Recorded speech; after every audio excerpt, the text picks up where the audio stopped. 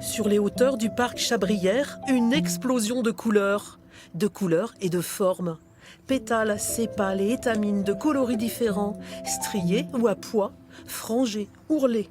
Le joli mois de mai est la saison de l'iris et les jardiniers de la mairie d'Oulin-Pierre-Bénite sont à pied d'œuvre.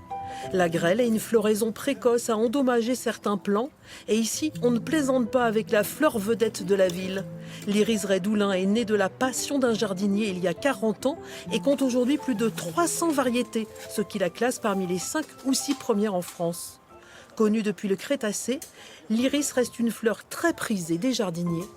Sur la partie de l'iris, il y a la partie qu'on peut voir ici. Ça, c'est une piste d'atterrissage pour aller butiner.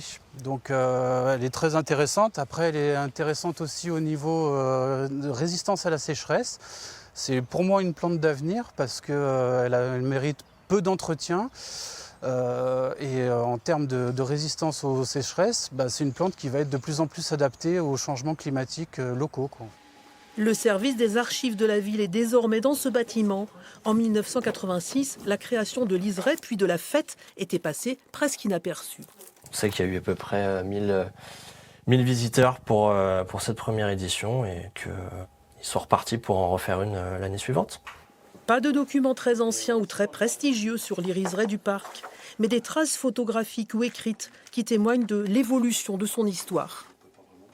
C'était pas vraiment un projet politique, c'était une initiative d'agents. C'est pas vraiment une opération administrative, donc c'est aussi un peu normal. C'est des choses qui se font sur le terrain, on met les mains dans la terre, on plante. Voilà, c'est un projet de terrain, donc c'est aussi normal qu'on n'ait pas énormément de documents sur ces sujets-là.